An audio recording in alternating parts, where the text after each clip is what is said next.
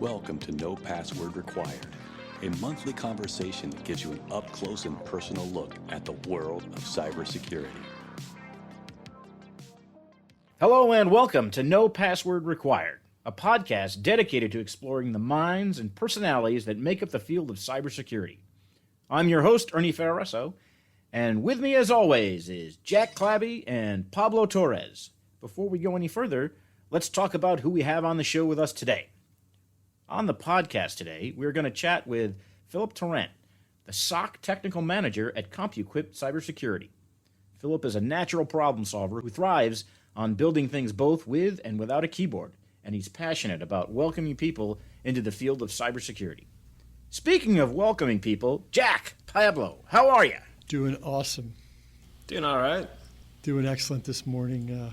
Ernie, I got to tell you, so I wake up this morning, I go downstairs, and my 9-year-old son says to me, Dad, there was a segment on NPR. He listens to NPR while he's eating his breakfast, which is tells you a little bit about how my household operates these days. He said there was a segment on NPR about cybersecurity. I was like, I don't want to be scooped by my 9-year-old on cybersecurity. This is my jam. So I stopped and we listened to it. So NPR got an exclusive with a representative of the White House, and apparently they're working on an executive order that's going to impact how federal government contractors deal with cybersecurity. It has two parts. One part is going to be software protection. So it's going to be, if you're developing software products, you have to have them segmented from the internet during the period of development. So a bunch of other sort of pieces of this about how software is developed safely. And the second is going to be about how investigations are going to occur of breach events. And it's sort of unclear whether this will be limited to federal government contractors or not, just based on the NPR segment. But the way it was pitched was fascinating. It's going to be like the NTSB, which is the organization that investigates airline crashes and incidents. And the idea is that closing this gap between the FBI on the one hand, who investigates cybersecurity incidents for prosecution, and portions of Homeland Security that do the protective work or the intelligence work to stop them from happening in the first place. It's going to be an investigative body that then is going to report out, here are the sources and methods that were used by the bad guys, and now we're going to throw it out there for everyone to use. So there was a lot in that kind of jam-packed in, and I was a little surprised that NPR was the outlet that the White House used to sort of throw this out there, but I don't know. A lot to think about from this. Yeah, I think you're right. It's interesting, especially so. As you probably know, everybody came last year. The Department of Defense came out with regulations and compliance requirements under their cybersecurity maturity model compliance, or something along those lines. CMMC is the abbreviation, and that was strictly for DoD contractors that had to have a certain level of cybersecurity compliance as they went forward. And there was rumor that they were going to roll that out or be adopted across the federal, the executive branch of the government. So it looks like this may be tied to that. And then the other part that I think is really cool and interesting is that NTSB type of role in this, in that it's an investigative arm to determine the scope, how it happened, what happened, who's involved, and then offering some recommendations for moving out and mitigating and taking the steps. I think that's really interesting. What'll be neat will be to see, if that does turn out in a thing, and then how does that play out in reality. I did like the example that we have the NTSB for major transportation accidents, which happen, maybe on a bad year, big, like once or twice a year. But yet we don't have something for cyber incidents, which seems to happen at least on a daily basis, if not multiple times a day.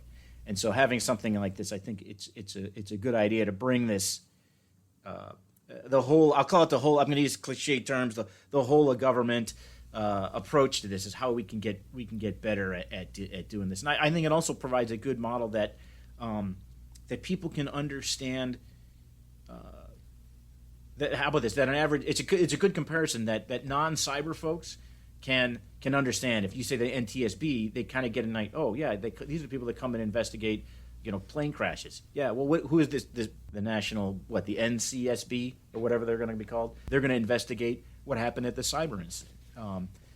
Where I think you're going to start to get the pushback though is when people start saying they're going to use the results and findings of those investigations for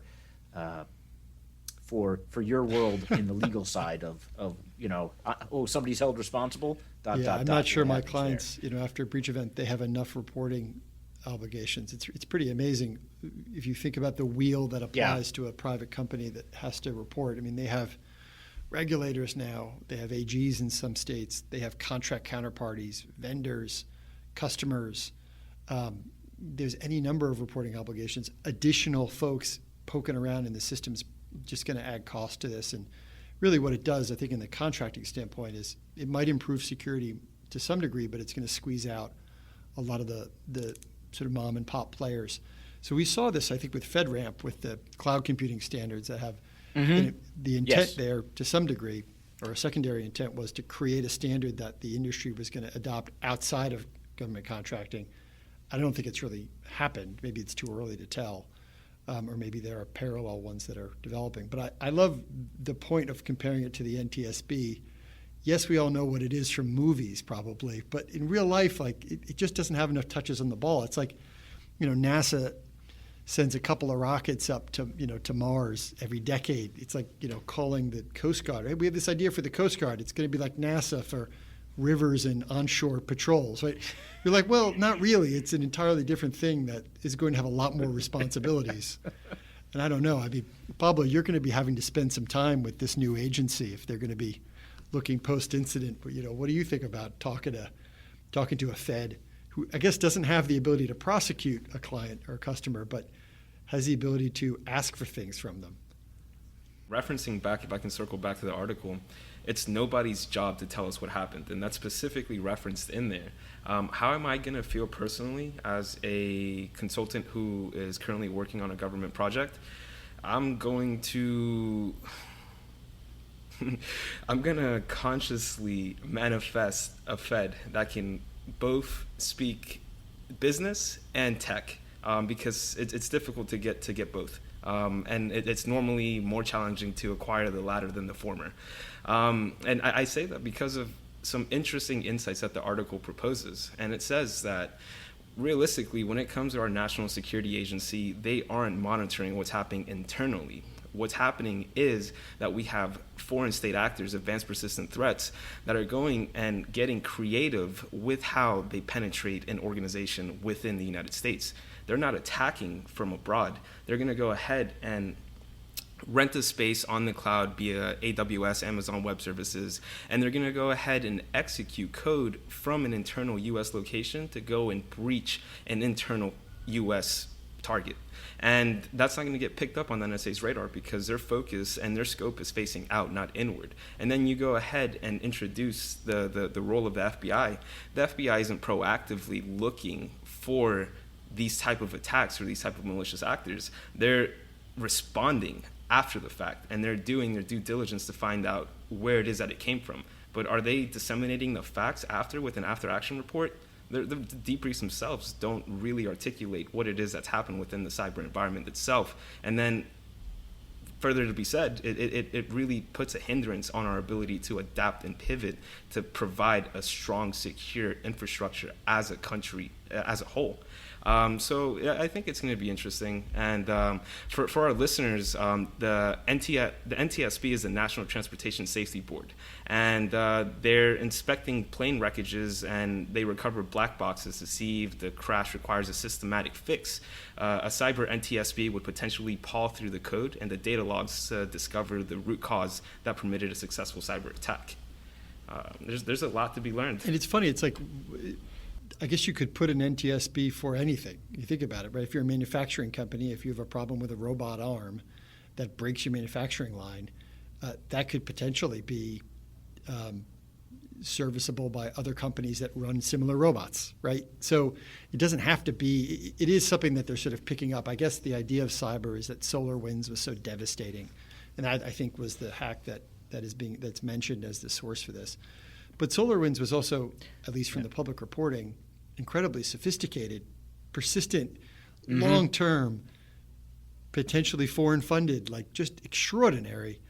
And the idea that we're going to set up some rules that are applicable to all federal government contractors to stop that is a little silly.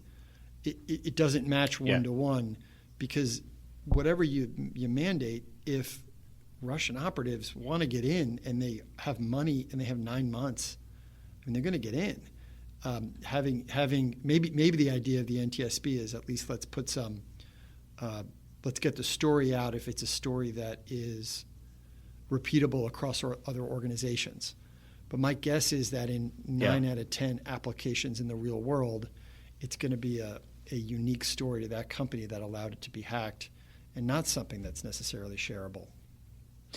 Yeah, and that's where I think you're scratching along those same lines. That in the SolarWinds, I'm not even sure there was a vulnerability. The vulnerability that was exploited wasn't a code problem, a vulnerability that they came in. It was one of those, the phishing attacks. So there wasn't.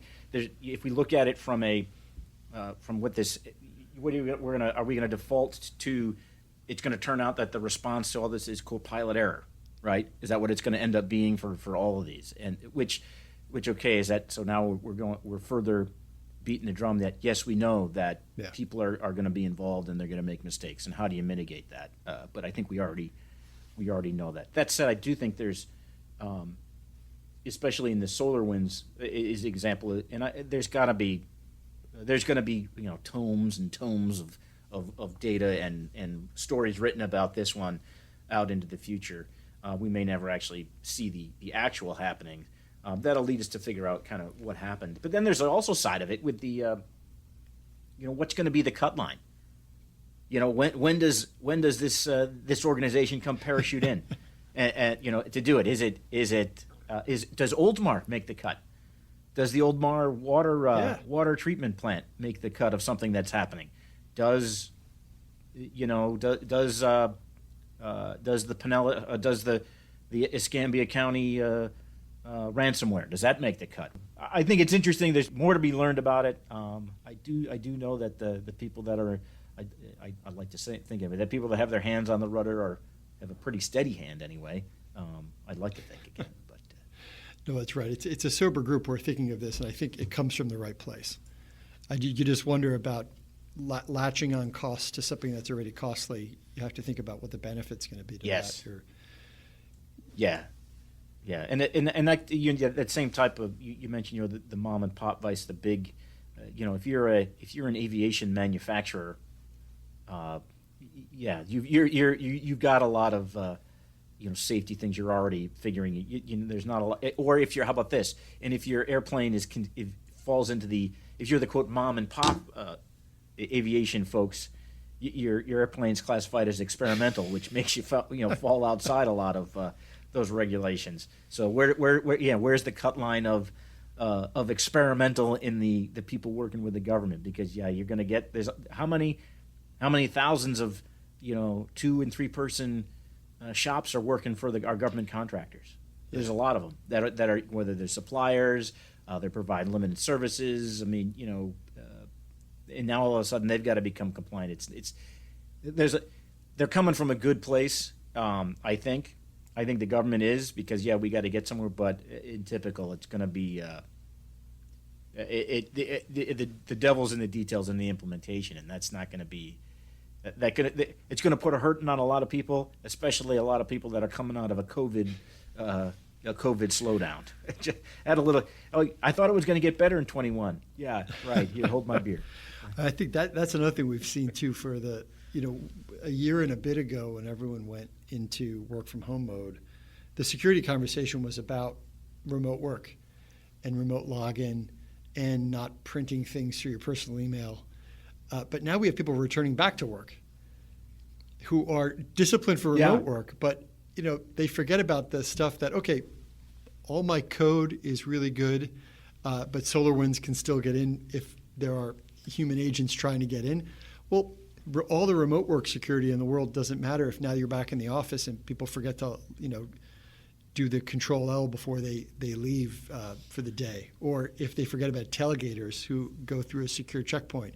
So I think it's probably worth it for everybody to remind their teams about operational security and physical access security, as opposed to simply continuing to worry about remote access and continuing to worry about all the stuff we were for the last 14 months. It's going to be an interesting speed bump, but I don't think it's going to be the brick wall that we need. And I say that because it comes from top down. We need to engage the primary stakeholders that are part of these organizations, these entities, these conglomerates.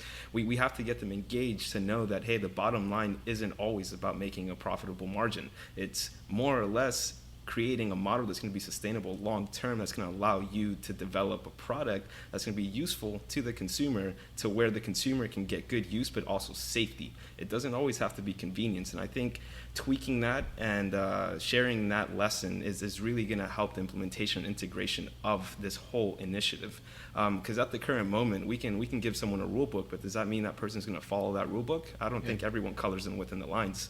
I think you made an interesting point there, Pablo, when you were talking about in the past, there's been this constant, rush to get things to market. And I think in this case, when it's I got to get something out there. I got to get something out there. And what we're seeing now is you're seeing these supply chain vulnerability and supply chain risk assessments, and a lot of people that were rushing to get things out. Not that they were cutting corners, but we got to get something out, and so we're gonna shortcut here and there and here and there, but now that's probably going to come home to roost. And I think we had a boom time where it was okay to put things out quick, fast, and get it good enough. But now we're finding that you gotta you actually have to. If I use the Silicon Valley model of things, where it's now you actually got to produce a product. We were happy, back in the early 2000s, people were investing in vaporware like it was going out of style. And we saw that all kind of implode and fall apart. Now it's the same type of thing I think we're seeing with our supply chains. It's okay. Yeah, it needs to be a fully rounded out product. You're going to have to start seeing that, whether it's software, hardware, et cetera, et cetera. It's not going to be hey, just get out. It's cool, man. That's fast. It's all right. I got a major investor, man. Do they say man? Do people say I think man? they still say man. Yeah, man. That's the worry about something that comes out by executive order, kind of no matter how thoughtful it is on the day it comes out, it's already 6 months too late or out of date. And so you don't want to be you can set expectations, but it's tough to set standards. It's like, if you're developing software that's going to be used as part of a federal government contract, you have to do things A, B, and C while you're developing it to protect it from bad guys seeing it or getting in there. That's a lot, right? And that may end up not being the best way to do it. And so you worry, the more specific it gets as to how you're supposed to approach it, the more it's going to need to be watched and updated, the more it's going to put sort of handcuffs on folks who are developing software to think it collaboratively and creatively. And three, then it becomes, like once you set a standard and you start updating it, it becomes about the standard and not necessarily about what you were putting out there to protect in the first place. I think that's great. That's exactly right. You put your head down and they're swimming, and the next thing you know, they look up and they're way away from shore where they started or where they wanted to be. That's right. That's exactly correct. Big time. Gentlemen, very eloquently said to the both of you, and I don't think they could have said it any better. An executive order alone isn't going to do this, but you know what will at least get the ball rolling? Us facilitating here on this podcast. No password required. That's right. And with that said, we're going to take a quick break. And when we return, we're going to talk to Phillip about his journey from breaking his first computer at 12 years old to becoming a SOC Technical Manager and cybersecurity expert. Stay tuned. Have an idea for a guest or topic? Send an email to info@nopasswordpodcast.com. All right, welcome back. Our guest is Phillip Tarrant, the SOC Technical Manager at Compuquip. a family-owned cybersecurity solutions provider whose mission is to educate businesses of any size or industry to manage cyber risks. Welcome to No Password Required. Thank you. So, tell us a little bit about your path to cybersecurity. How did you get here? Oh, it is a long, twisted tale. So I guess probably I got into computers when I was around 10 to 11, somewhere in there. I broke my first computer within 4 hours of having it.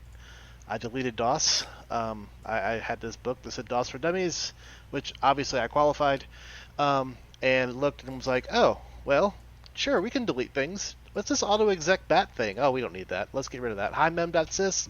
Not needed. So I deleted all that. Had to track down some people to help me install DOS. That took about 4 or 5 days. From there, I kind of, played around, and I remember, when my mom got a 386 with the turbo button, and from there we got a 486 and bumped up, and we had Windows 3.1, and I was on IRC a lot when I was like 14, 15, somewhere in there. And from there, I went and started at a help desk place in town. It was a call center, and we were doing Hughes satellite. Back then it was dial-up, and then it would return down to the satellite. Then I got put on the beta project for us to do the two-way communication. And that's when I started to get kind of into the security world, I guess, a little bit. I was scanning the network, being a bad person, and I found an HP LaserJet that was shared from Virginia, and I'm in Augusta. So I immediately called the NOC and let them know that their HP LaserJet is on the network, and they literally said, we're unhackable, we're the NOC. So I installed the printer and started printing out War and Peace. I got yelled at because I burned through like 5 reams of paper. From there, I was let go, not because of that incident, but because they pulled the contract. And they offered me to be an AOL technical support. I declined that offer. And then I couldn't find a job to save my life. Everyone was like, you really just have this help desk experience. You don't have any certifications. So I went and got my A+, came back, and then they said, oh, you're overqualified. We don't think you're going to stay around. So I actually became an EMT for a while. Half my family's really in the medical sector. So I was like, you know what? I can do this. I destroyed my back over the course of a couple days. It was just really hard things happening, and off duty I had to pull someone out of a car, and at that point I ripped everything in my lower back, and it took a long time before that got healed. And while I was laying on the bed doing nothing for months at a time, a friend of mine came to me and he was like, hey, my boss, he does computer stuff and he will hire you straight out the gate. Just go talk to him. So I did that, and from there I was probably in my 20s, 24 or so, and I worked at a private school, kind of like a block time situation where I went out there and I did all the IT stuff. And I tell you, if you ever want to really get good at security, just go manage a school. Those kids find everything. I mean, I had like Windows XP, the messaging service, right? They were sending messages to each other through the computer, and I'm like, okay, so I disabled that, and then someone found how to do like a blue screen. Someone installed Sub 7. I don't know how they even got that in, and they installed that, which is like a remote access Trojan of Doom there. And so anyway, after about 8 years there, I got really bored. I kind of just automated everything. I got really into Linux and a lot of programming, and I told my boss, I was like, dude, I'm playing Minecraft every day. And there's only so much Minecraft you can play. So he was...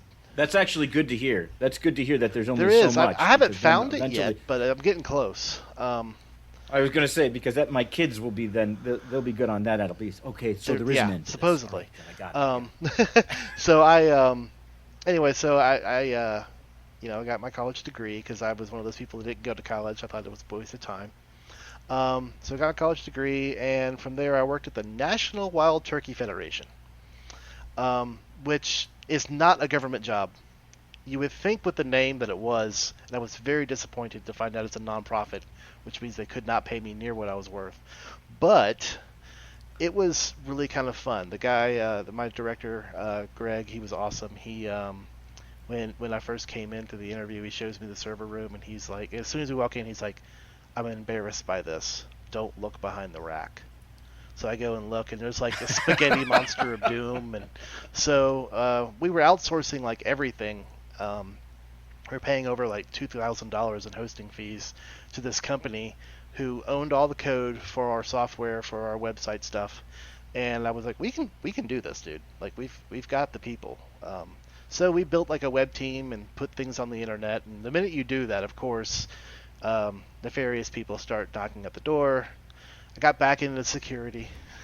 Well, Philip, hang on. First principles. What does the National Wild Turkey Federation do? What's its I'm mission? guessing it's not to do with the famous fabulous drink. No, but they are a partner. And if you go to the conventions, a lot There of you go. times they have a stand which has free samples. I wasn't allowed to partake, but yeah. So they started with only. I think it was like 1970s. There were around 3,000 wild turkeys left in the United States, and they were on the endangered species list. And so they activated the charters. They started getting a lot of people to donate. A lot of conservationists are hunters, so they started, asking hunters for membership fees, which went toward foundations to help the birds. The other half of the organization is land conservation and management. The government actually, they work with the U.S. Forestry Service a lot to make habitat and stuff for the turkeys, which happens to be habitat for everyone else. So really great mission. Turkeys now are at all-time high numbers. Brought them back from the extinction list. It's one of the best success stories you can get into. It's really cool. So I see the spaghetti monster back there, and we went in there, we rewired everything, and writing a lot of code and getting stuff online. And the minute we started doing that, we're getting a lot of just WordPress stuff, people looking for that kind of thing. Also, they were, we got a whole bunch of Russian activity for a while. It was great. Because when this happened, the whole Russian collusion thing came in, and my boss, I was like, okay, we got to geo-block a couple countries here. We don't do business with North Korea. We don't do business with Russia. We're a U.S.-only company. Do you mind if I go ahead and geo-block it? And he was like, the Russians are coming? And I was like, hold on. This isn't Red Dawn, okay? But these are the real Russians. That's awesome. And he was like, oh. Well, sure, let's go ahead and block them. So we blocked everybody, and of course then everyone just went and bought boxes on Amazon and started doing the same activity. So it's not like it really did much, but so got into the cyber part kind of there, and doing a lot of code development and stuff. And I had the opportunity to work at ICE. One of the kids that I helped teach through advanced computers, he was like hooked by the bug. It's bad. Like he started programming. He stayed with me after school every day for an hour for me to teach him like everything I knew about Linux and everything else. And we had, I taught him a lot. And then he goes on to be cybersecurity at the Intercontinental Exchange. And then later on, I called and was like, hey, I'm really kind of bored where I'm at. I need something to challenge me a little more. And he was like, it's funny, we have an opening. So I went in. That was one of the most grueling interviews I've ever had. That was 7 interviews. There were like phone calls, you go in, and then there's the lightning round of interviews where you come in, there's this big giant wall of whiteboards, and they're like, okay, design this network with these things. Go. And I'm like, okay. And he's like, all right, what cyto notation is that? And I looked at him after about 4 hours of this, and I was like, I gotta use my phone. I'm sorry. I can't do subnetting in my head today. And he looks at me and he says, when I took my CCNA, I wasn't allowed to use a calculator. And just stared at me, and I was like, wow. Well, I'm not getting hired. Okay. And he's like, but if you need your phone, you go ahead and you use your phone. And I was like, oh, okay. So I whip out the phone and I use it, and I got my cyto notations. And after I got hired, about a week and a half later, we're all eating pizza, doing like a "Hey, Phil got hired" thing, and team building thing. And I was telling everyone about the grueling interview this man put me through, who was my manager, right? Everyone's dying laughing, him especially. And I'm like, that wasn't funny, dude. Like, literally, I was about to move 3.5 hours for this job. I had everything lined up, and you go and pull that on me. He goes, no, it's funny because I failed the test. I was like, oh, that's awesome. That's awesome. So, That's awesome. From there, I was at ICE for a good while. Learned a lot, kind of cut my teeth in that SOC, and from there, moved on, and now I'm at Compuquip. Now that I burned like 30 hours of talking, so sorry for that. No, it's like, listen, you've been all So over the it- place. You've done a lot of interesting things. Jack, what do you got, man? Yeah, what do you do now? Just give us a snapshot of what a typical day is like, or a Oh typical boy, it's engagement for you now. great timing actually. We just had a couple fire drills. So right now, we run a managed SOC. So a lot of customers of ours, we run their SIEM, we monitor things, we handle and triage a lot of the alerts. Right now, we've got over 20 customers that we do that for. So a lot of my day starts with like metric look at, just basically look at some dashboards, kind of find out what kind of bad stuff's going on. Is there any emerging threat or anything? Good example is actually last night. One of our clients is a very tuned environment. They only have around 3 to 4 alerts a day, and then suddenly at 7 o'clock, we have 80. So and then it's like administrator impersonations and lateral movement all over the network, and I'm like, this is bad. This is like there's a service account who's logging in as an admin, and all of a sudden he's on 55 assets. And we are all going to run. We're doing all this stuff. We've called the poor guy who's on call, and he's like, I was eating dinner, but I guess I'll go back to the office. And we're like, doing all the triage and everything we can, and like no one knows what's going on. And I'm like, I think we might need to start changing some passwords here. We need to start locking this down a little bit, and especially because you guys say that you have nothing going on. He's like, no, nothing is going on. We have a change window later, but not today. And I'm like, did someone jump the gun? And he's like, no. And then 3 hours later, we finally got the guy who like knows everything. That one, every organization has that one guy who knows like everything, right? He's like a robot. That's Jack. Yeah. That's Jack. He knows everything. So he gets on the phone. He's like, oh, we changed all the VDI environment, like everything, at 7 o'clock today. And I'm like, oh, well, that explains everything we're seeing. And he's like, yeah, one of the admins is updating a thing, so he's running a script that might log in as him. And I'm like, oh, well, next time could you maybe give us an email or something beforehand? But, I mean, at the same time, I don't get upset at those. They're great practice. I would rather it be, something that is totally plausible and explainable versus an actual attack. So they're good practice runs. So we do things like that. But you'd rather be wrong twice, right? Exactly. Than miss something because you're afraid to pull the switch. Yeah. That's exactly. It's funny. We have a newer guy on the team, and he was the one who I sent a message, and I was like, I need you to go ahead and call the person on call, because he was the one on call that night anyway. And so afterwards, he was like, did I do the wrong thing? I'm like, no, you never did the wrong thing. Like when you see a customer who has 2 to 3 alerts a day, and all of a sudden they go to 80, you absolutely did right. I would rather go through 100 false drills than miss one. So Yeah, that's when you have a pizza party for that employee. To just Yeah, let I bought them him know lunch. You did the right thing.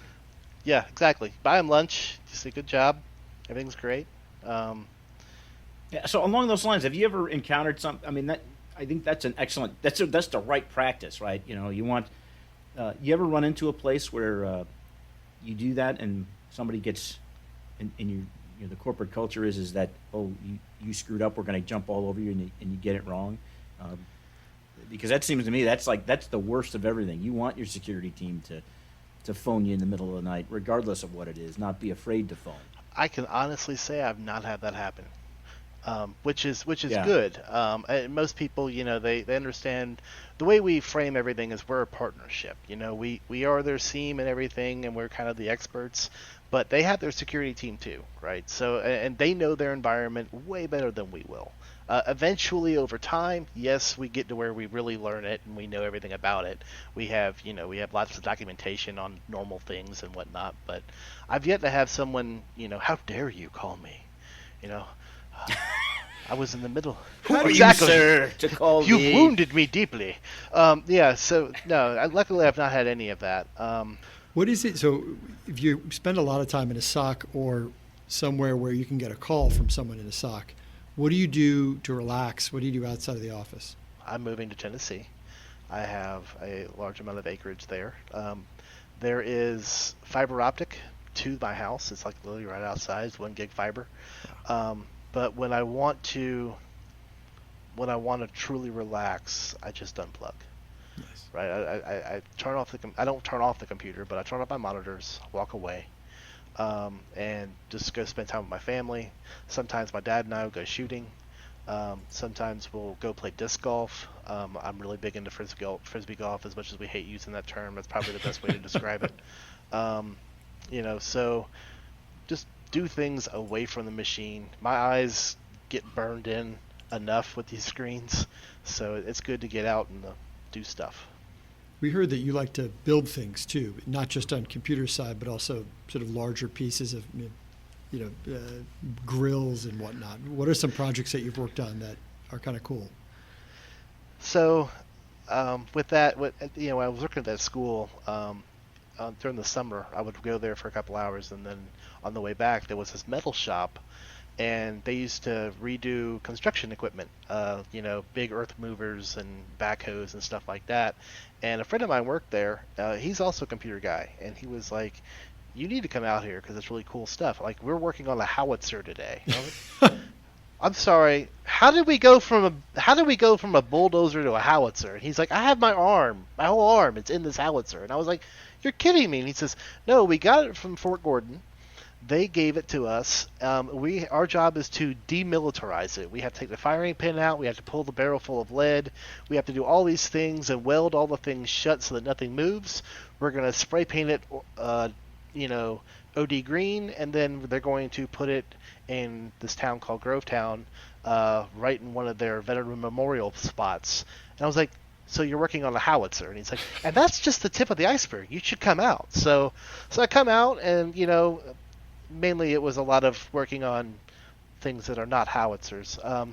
But then these guys started finding these Porsches, these like 1960s Porsches, the 356 Porsche, and they would come out there with Swiss cheese because they're full of holes from all the rust, and we would restore them, cut out the bottom of them and rebuild them and paint them, and these cars, they go and win a couple car shows, and the guys would sell them for $1 million, and they only have about $50,000 in them. So I got to work on those. Got to work on the first Porsche in the United States to have an electric sunroof. The sunroof was shipped in the car in the trunk. The dealership had to put it in because that way Porsche themselves was not liable if it were to leak during the boat ride over. Wow. I got to learn how to paint cars. I got to learn how to weld and all these different things.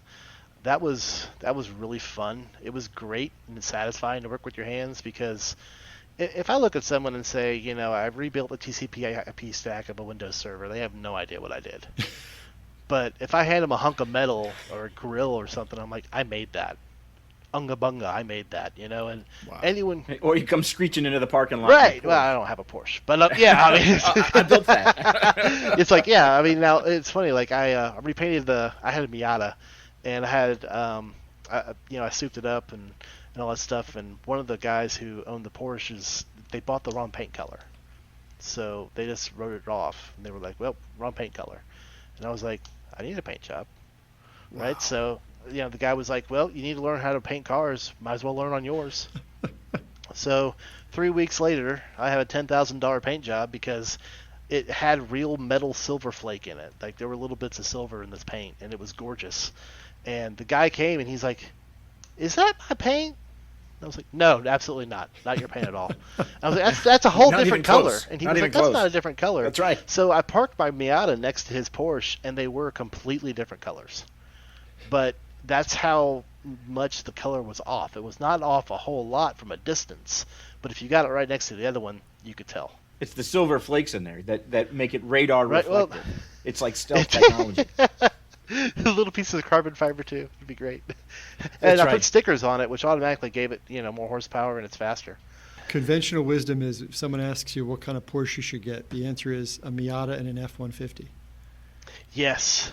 That's the Yes. correct answer because Yes, it's I a lot actually- more fun to have those two Yeah. cars. Yeah, I just I had a Miata a long time ago, and I got rid of it when I had a child because it's only got 2 seats, and I can't, not gonna put myself in the trunk. So then later on, I got another Miata. I got it in 2019. My daughter's like 7 at the time, and so she loved the car. It was fun, and I got rid of it this year. Traded it I got a truck, and a buddy of mine was like, "Why?" Well, you're moving to Tennessee. Well, man. You're exactly. moving to He was Tennessee. like, but still, he was like, "Why? Why would you get rid of your favorite car?" And I was like, I'm at the stage in my life where I need to move something a lot more than I need to go 0 to 60 in 3 seconds.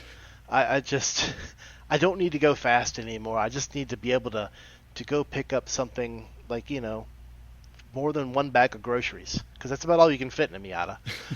So, if I need to go somewhere and pick something up, I have a truck now. Don't worry. Eventually, you'll end up looking like me, and you'll be driving around in a minivan. It just happens. Oh. I used to be cool. I think the minivan it's typically the objective correct answer for almost every circumstance. It's the right car for everyone to buy. But it's a good example of, because that's true and not every single one of us is driving a minivan, it's an example for how people don't always take the right advice. If that were the case, we'd all be in minivans. That's true. So, Phil, what would be if we had to give out the one bit of advice? What would to our extensive listener base, what would be the bit of advice that you would offer to someone who wants to get into the field of cyber? Don't be afraid to break something. Try. I've learned far more by breaking things and having to fix it than I've ever have reading books or talking to people. That's definitely right up there as far as, those are things that are really important is the determination. I saw it a lot of times when I was a teacher. You talk to a kid and you're like, hey, they're like, hey, I want to do this. And I'm like, well, what have you tried? And they're like, oh, I haven't tried anything. I just raised my hand to ask you the question. And I was like, well, try something first. You might learn something. Just try it. And if you fail, it's okay. That's your first attempt in learning. Philip, how has it been now that you're a SOC manager now, and you have folks who call you if things need to be escalated, but you've had other roles in your career? How is it to be a manager? What prepared you for that? What advice would you give to folks who are looking to become management in this space? Take note of what your manager does. Learn from your previous people. I've had really great managers, and I've had a few really bad managers. It's good to look back at all of those and remember where you came from. I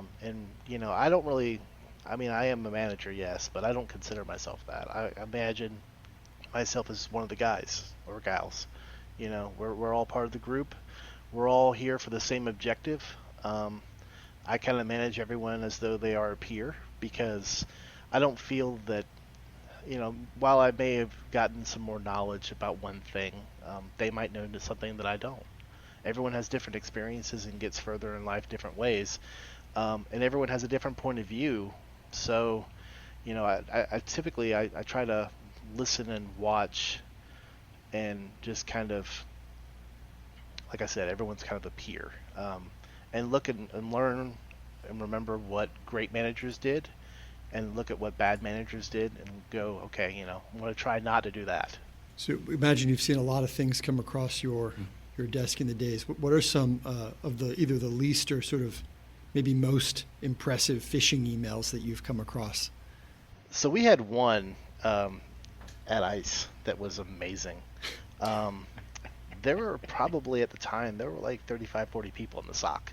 at that one physical location that we had multiple SOCs.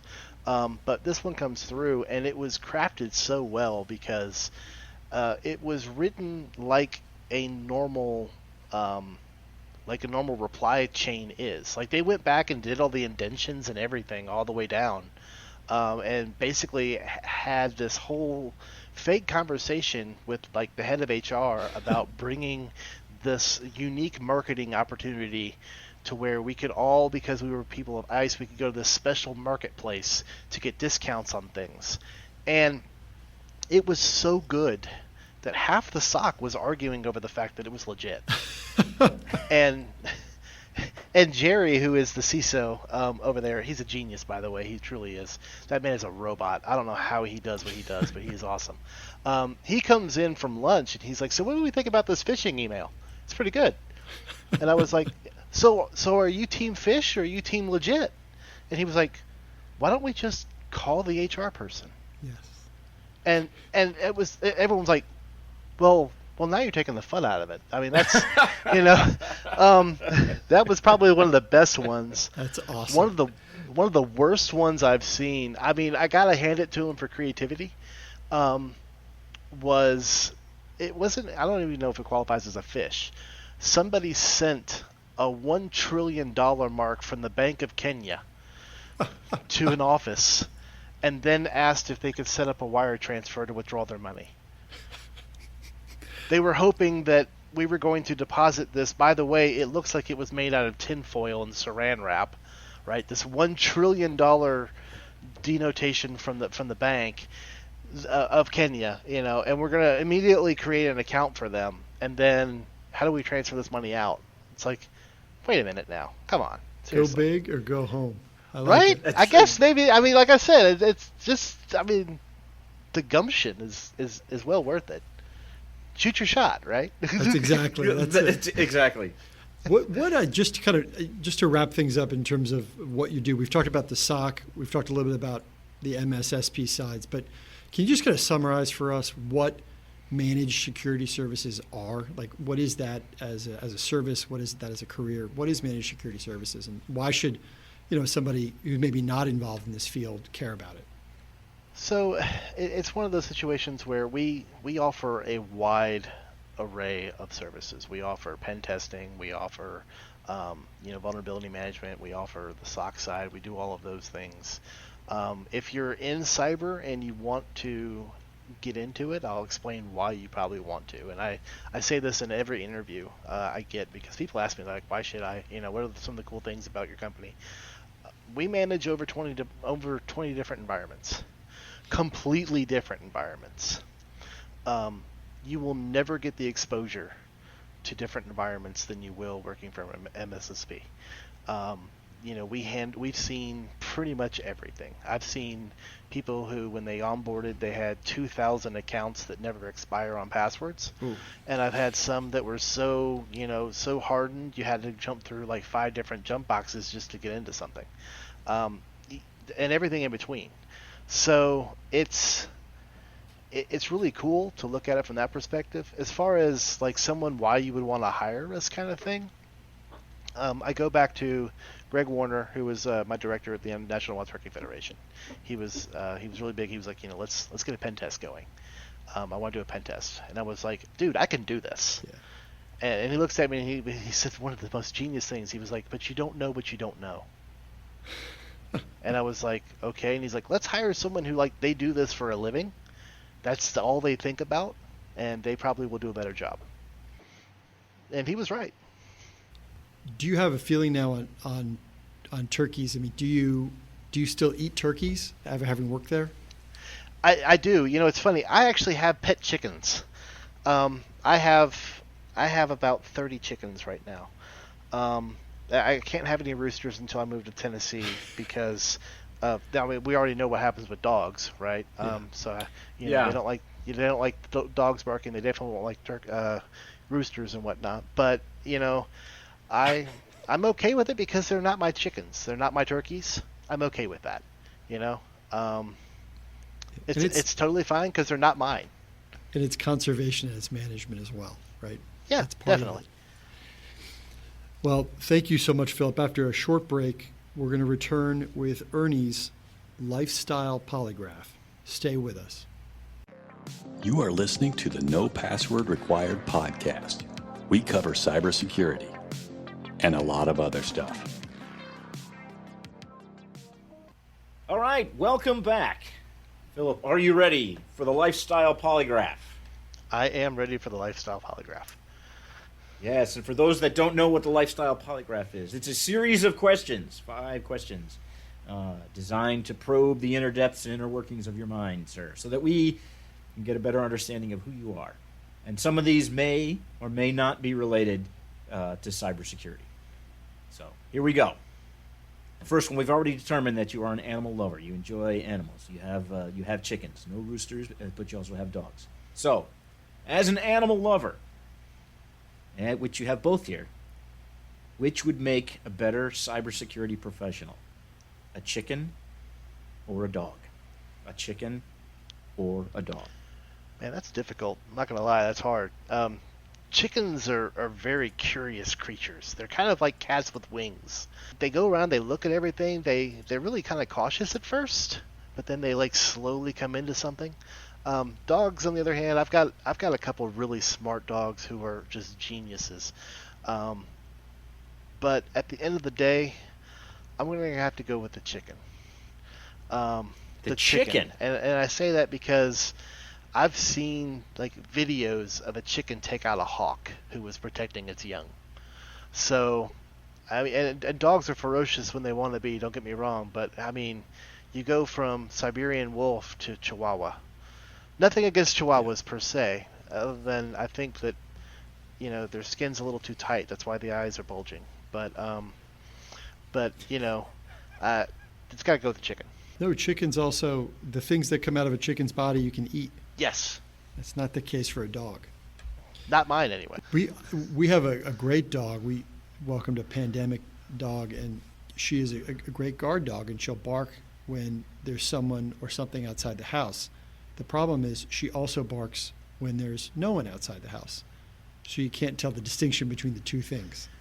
So I don't know if she were a cybersecurity professional. I think she'd be crying too much wolf, even under the scenarios we discussed. Yeah, mine have a problem. Too many false positives. Yeah, mine have a problem with sketchy leaves. If a leaf falls just right, it's a thing. There's one who calls the other 4. All right, so he's like, he goes outside and he'll stop and like look up at the door and he's like, bah-rah-rah, and then the rest of them are like, oh, we're going to, okay, let's go, and they all go nuts. So yeah, I get it. I guess where I think we're going with this is I think you need to just swap out the dogs for the chickens and let the chickens roam around inside your house. If they were litter trained, I would totally do that. My wife actually looked into getting diapers. I'm not doing that. There's a line, and that's the line right there for me. I would agree. There's a business idea. There's a business idea out there, Ernie. There is. Somebody's got to come up with that, and I imagine we can probably run the gamut of large to small birds. Quail diapers, right? Yeah, ostrich. I mean, emus? down here we got the. Yeah, I mean, something like that. You could probably use a full-size adult diaper as your prototype. I mean, I don't even think you have to do too much. Now, that said, I don't know how you would go about getting those on said creatures, because I imagine they'd be pretty. You have to train the feisty. Dogs. You got to train the dogs to put the diapers on the chicken. That's right. I just don't think I'm going to be able to go up to an emu and say, okay, lie down. All right. Trust me. That's a tough segue. What is more satisfying to work with, a keyboard or a blowtorch? It really depends on the mood. If I'm programming, and I mean blowtorch, not necessarily on a person. Right. Okay. Yeah. No mafia things here. going. Yeah. I mean, I will say I have a keyboard that's got blue switches, and I listen to a lot of techno, as most of programmers probably do, and when you're banging out code, it feels really satisfying. But at the same time, there is nothing better than hitting a blowtorch on a piece of metal and watching it just turn into water and like fall down. I got a funny story actually. A friend of mine, we were working on cutting out this gigantic piece of metal. It was like a 4x8 sheet, And he was just cutting away, and I was somewhere else in the shop. I wasn't too far away, and he was like, "Hey, Phil, am I on fire?" And I looked down, and his shoelaces had caught fire. He didn't even stop. He just kept going. So I just grabbed a squirt bottle and just squirted out his shoes. I was like, "Yep, but you're good now." And he's like, "Okay, great." And he just kept going. It was hilarious because he just did not care. He just kept going. I was like, at some point, man. I mean, Georgia heat, blowtorches. It's no. I would have called it right there. I'd be like, I'm done. That's one of those. You usually don't hear that type of that discussion on the SOC floor. Right. Hey, Phil, am I on fire? All right, here we go. Number three. If you were hired as the CISO for the Empire, as in the one that strikes back, which cybersecurity policies would you implement first? Bear in mind that I'd say the original Star Wars trilogy, episodes 4, 5, and 6, have and to a certain extent, the Rogue One prequel have a big cybersecurity theme running through it. I'll just leave it at that. Well, I think probably data loss protection, because the rebels, they always knew what was going on. They had the blueprints to the Death Star. They knew about the exhaust ports, which, I mean, when a guy's using space wizardry to change the trajectory of a photon torpedo straight down an exhaust port, the exhaust port blows out. So why is it being sucked in? I don't get it. But anyway, they always seem to know what's going on. Like they've got so many spies and insiders. It's just crazy. It's governing at a distance, but it's also, they rely on forced labor and slave labor, and that's just never a way to do it. It's an extreme example of why happy employees are less likely to be insider threats. That's right. You got to listen to those workplace surveys. Exactly. That is a very good point. And I wonder about that. I guarantee you they didn't have that. They certainly didn't have a. What kind of pension plan did they have? That's right. Well, that's right. What's the Empire's with their ombudsman's thing? Hey, listen, I got a couple of grievances I'd like to talk to you about. Apparently Lord Vader came in the other day. I was hurt by his words, and then he also killed the Right. Admiral, He just in front of me. force choked him right there. Yeah. And for something that I felt was not as and important. that always not goes as critical. back to don't talk about religion. See, that's what happened. Yep, that's exactly correct. Yeah, that's right. Because if that happens, you get somebody they're gonna, their lack of faith, it would be destroyed. Right? It's not a safe place to make mistakes. No. Yeah. No.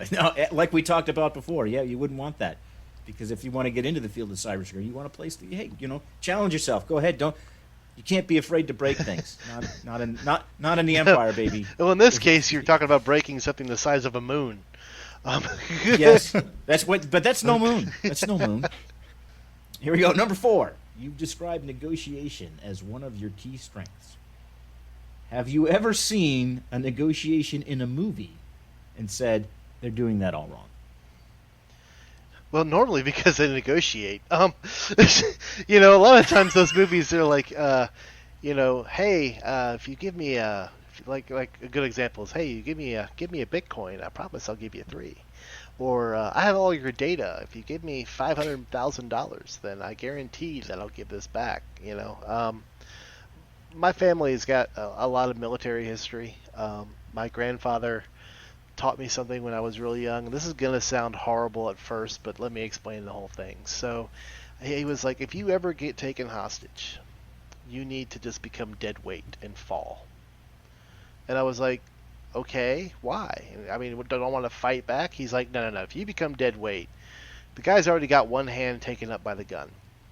So he can't really hold you when you've got one hand on you. You're going to be dead weight. You're going to fall to the ground. And I was like, oh, okay. And he's like, and you understand this, right? I was like, yeah. He goes, good, because I'll shoot you to get to him. And I just sat there and was like, I'm sorry, what? And he's like, look, if he will shoot you in front of me, he'll definitely do it 6 miles down the road. So taking that same lesson and applying it to to negotiations in cyber, right?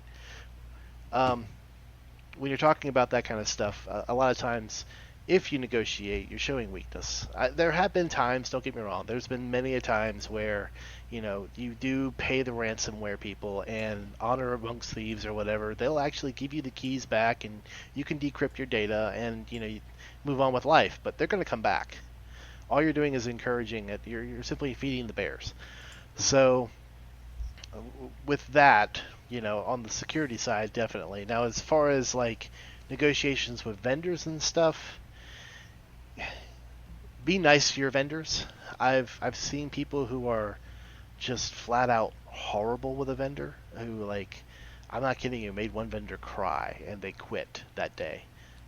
It was a thing. It was horrible. And luckily peer pressure won on that one. We got him to where he's a lot better. But at the end of the day, they're just trying to give you a product. Can they make it cheaper? Probably. But at the same time, you got to think about it from your perspective. So it's a give and take thing. Try to do the compliment sandwich. Say something nice, say something mean, and then follow it up with something nice. And that way, at least you're ending on a good note. And on a good note, number 5. Here it is. I think we may know the answer for this, but we're going to throw it out there anyway. Better way to recharge your batteries: a museum, nature, or a nature museum? They have a nature museum at the Turkey Federation, by the way. Bam. Thank you very much, ladies and gentlemen. They even have a whole helicopter in the museum. You can sit in the helicopter. What? I'm going to spend so much time on the internet looking at this now. I'm like, my whole evening. They is have planned. This is so animatronics. cool. They have everything there. They have the oldest turkey call by the Native Americans. They have everything there. I got to work on some of the animatronics. It's great. We got to change out an animatronic turkey. No, That's they awesome. do have they have people. They actually have It's like the Hall of Presidents. Yes, except it is. for turkey it really aficionados. is. There's even like a rap song when you walk into one of the spots. If you stand there, they do this like "Get Your Call On" rap. It's hilarious. The first time you hear it, the second time you hear it, you just want to die. But What rhymes with turkey? Blurkey. Yorkie. Yorkie. Yes, you have to go from turkeys to dogs. Again, we're at that famous fowl or canine. Which is better? I heard a rumor that Ben Franklin wanted the sort of symbol of America not to be the eagle, but to be the That's turkey. correct. Yeah, Okay. because they're indigenous only to the U.S. There's 6 different species of turkeys, 5 of which are wild. There's one that is the domesticated turkey, who is solid white. Wild turkeys, they can be flat out mean. They have giant spurs on the back of them. You can have, and they like imprint on people, and they like you. Kind of, if you raise them, they'll be friends with you, and they'll attack anyone who comes near you. I'm telling you, there's a whole thing you can Dude, do. I'm getting a turkey. I'm thinking this is a whole thing. I'll go half on that, Ernie. We'll split. And think that of the up. eggs. I think we should get one for the show. Yeah. And they lay eggs. Yeah. Really. I don't know. I guess I knew that, right? They're birds. I mean, that's part of the high school or elementary school science course. Birds lay eggs. Never had a turkey egg. I don't know. Never had one. Whole life. Well, an Never had ostrich egg is equivalent to like 13 normal eggs. I think we're really covering a lot of ground here. We've this is really turning out to be the I don't know if we can call it the poultry episode, the fowl episode, or what. But we've really I think we've got a lot to go. And I don't know about you, Jack, but I've really I'm falling almost squarely in the Ben Franklin camp on this one. And let's nominate the turkey for the national bird. If not the national bird, at least the sponsor and mascot for the podcast, because from what I can gather, the turkey, smart, angry, and loyal. It's just like our show. Bam. Perfect. All right. So I think we're at a point where we're going to have to transition, because we got a really great segment coming up next. Phillip, thank you very much for joining us. If our listeners would like to connect with you, how can they do that? You can go to Compuquip.com. We have a contact us there. They could also, I think emails are on there as well. Oh, great. And so anything up, what's next for you? Anything big coming up in your life, or aside from the move on the professional side, that you want to share with everybody? No, like I said, with us being able to touch so many environments and stuff, one of my biggest problems I've always had is I get bored. But when you've got 20 plus environments and more on the way, I don't think I'm going to get bored for a good while. So I think I'm just going to stay where I'm at for a good while, be happy. We got a great group of people who I work for and also who work for me. All right. So coming up next, we've got Pablo Torres will, for the first time, consider two candidates for the same role in our fictitious cybersecurity organization. You know them and love them. It's Scooby-Doo and Velma, two members of the Mystery Incorporated gang. Which one of these crime-fighting sleuths will be a right fit for our organization? Stick around and find out. There's a place for everyone in the world of cybersecurity, and Pablo Torres plans to prove it. Welcome to Positively Cyber. Okay, welcome back, ladies and gentlemen, Mr. Pablo Torres. Welcome to Positively Cyber. I'm your host, Pablo Torres. When assembling a first-rate cybersecurity organization that is ready at a moment's notice to defend against any threat, we quite frequently come across some very arduous deliberation when choosing the best candidate for a role. Up to now, this has been the commonality, in which we will now dissect to the root. How do we alleviate this current friction within our onboarding process? And how can we establish a consistent baseline that will exemplify the excellence our firm embodies? What is the way? If there's one thing we have learned so far in the process of building our organization, it is that every candidate has their own unique set of skills that enables them to succeed in their respective positions. No two candidates are exactly alike, and that is one reason why the role of human resources is so critically crucial as we continue to organically mature our impenetrable team. In today's episode, we will be juxtaposing two great candidates for the role of head executive of human resources. One of our candidates can always sniff out the right answer to the most seemingly insurmountable obstacles, while the other candidate subsequently has the brains and the critical thinking skills necessary to methodically conquer even the peskiest of conundrums. That is, unless she loses her glasses. Both candidates share the ability to work efficiently on a team and can confidently step up to the plate when needed. This is an undeniable fact. Nevertheless, each has their own respective strengths and weaknesses that will influence our decision in choosing the best fit for the role, for whom we will lean into with entrusted care and their steadfast stewardship. So let us ask ourselves a worthwhile question. How do we know? And is the saying, if you know the right thing to know? It is important for us to note that the commitment to exceed and execute is built on top of persistence and discipline. It is discipline that determines one's actions, as well as one's overall degree of integrity and intelligence, which all coincidentally coincides intuitively with one's own volition to embody good. As our organization continues to expand, we have to keep in mind the demands and needs that we have all committed to maintain. For this reason, we are looking towards the right fit to help us continue to thrive. We are looking for the underdog, the leader that will pinpoint the intangibles and source the right woman or man for the job. To say the very least, this is a tough bind, and we find ourselves at an impasse, which has us in quite the squeeze. So without further ado, Velma and Scooby-Doo, care to show us what you can do? Velma Dinkley, Jinkies, by far the smartest member of Mystery Inc., a group of 4 young people in their talking Great Dane who solve what they believe to be supernatural cases. Velma is usually the one who unravels the mystery first, thanks to her wide-ranging body of knowledge and superior intellect. Her biggest weakness is that her glasses are forever falling off, and she can barely see without them. Still, her intellectual firepower helps the team much, much more than her nearsightedness hurts it. She is brilliant, modest, and comfortable in her own skin. Velma is all about getting results, and not at all about taking credit. Velma is the unsung hero of Mystery Inc. Notwithstanding, does this equate to her being the best fit for the role? We shall come to find out. Scooby.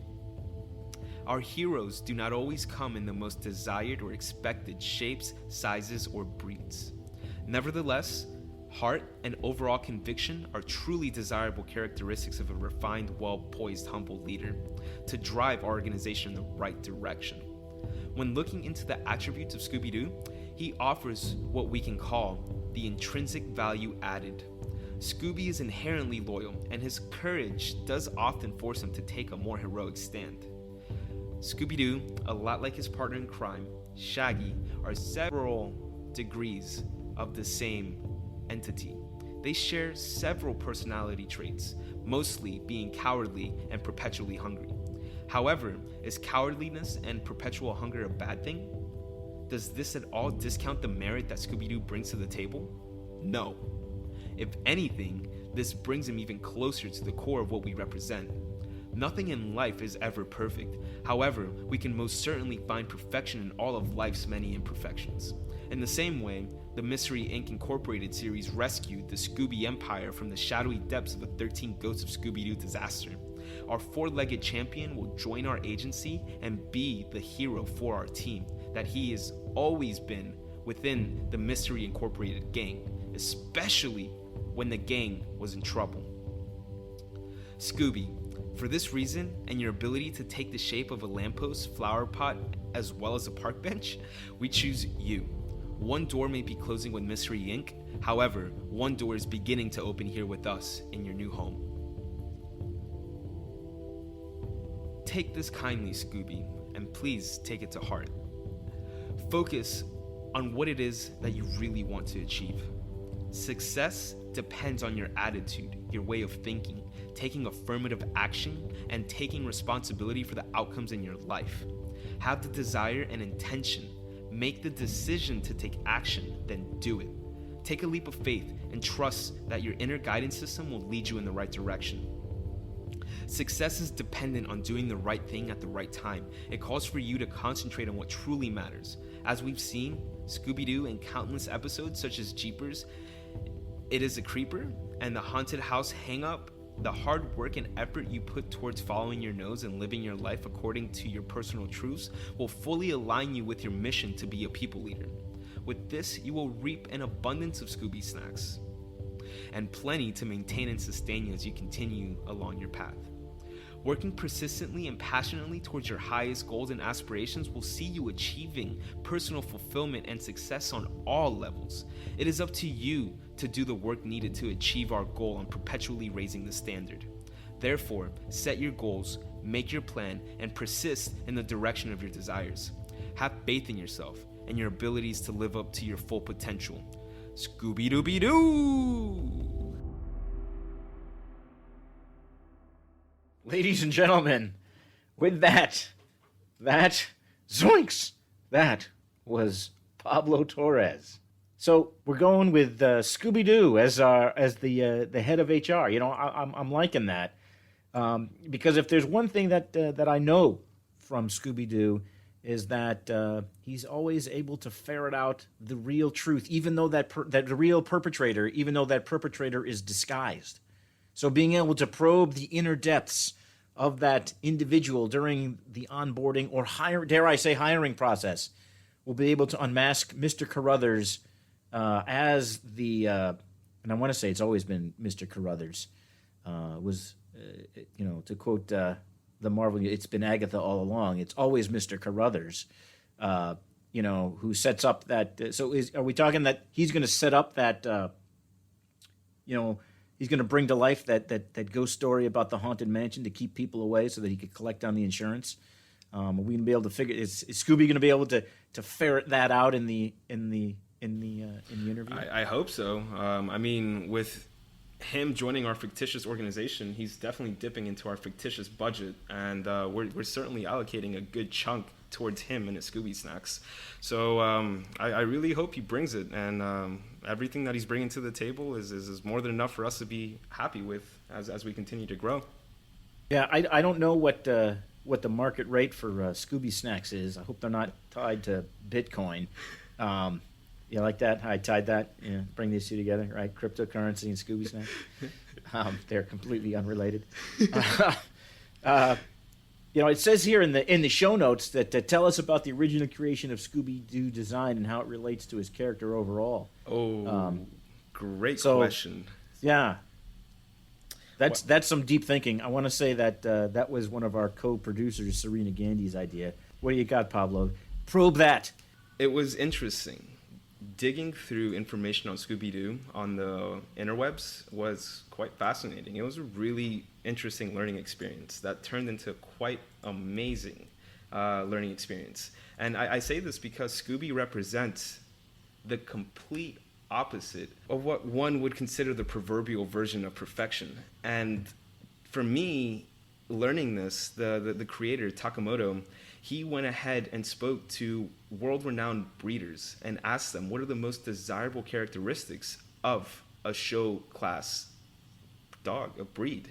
And they described the Great Dane with all of the wanted attributes that make them show breed, show quality, pure blood, however you want to coin it. And he went and took all of that information and completely did the opposite and created an animal, a character who represented everything that was totally far and separated from perfection. And Scooby Scooby is one of the quirkiest and one of the most lovable characters that we have seen within the era of cartoons that my generation has grown up with, and certainly other generations before mine. And to know that this very charismatic and very, very personable individual represents everything but perfection, to me, gives inner me, the younger me, hope that the world isn't as difficult as it needs to be. You don't always have to be perfect, but you can always try your best. And I think trying your best is the least that we can do. And Scooby definitely represents that. And I think that's good. I mean, I think Scooby would be a good initial screen for our organization. And I think if we take a page out of Philip's discussion about not being afraid to fail and break things, we want that. We want that kind of that. We want that culture of be yourself and be cool and and you don't have to be perfect to work here, but just keep trying. I dig that. I like that. And I was thinking a little bit more. Maybe that it'll be good because instead of Bitcoin for our Scooby snacks, we're going to use what is that? The new one that's coming out with a dog on it, Dogecoin. Dogecoin. Dogecoin, yeah. So we're going to use that. We're going to pay him in that, which is good because I think that's still down low on the. We can still get him for cheap for that one. So that's good. So, well, everyone, that's we had a really great show today. That brings us to the end of our program. So, I'd really like to thank you for joining us. First and foremost, I'd like to thank my co-hosts, Jack Clabby and Pablo Torres, and also our guest, Phillip Tarrant. And I got to tell you, this week's show was really exciting. I had a good time and learned a lot, especially that, the turkey could be the sponsor and mascot animal for all of cybersecurity, if not for the United States of America. And so that said, remember, rate, review, and subscribe to No Password Required Podcast and send your questions and comments to info@nopasswordpodcast.com. I'm Ernie Ferreso. Thank you for listening, and we'll talk soon. Thank you for listening to the No Password Required Podcast. The show is produced by Cyber Florida. A special thanks goes out to our friends at Carlton Fields and Cognizant. If you'd like to learn more about the podcast, visit our website, cyberflorida.org/pod.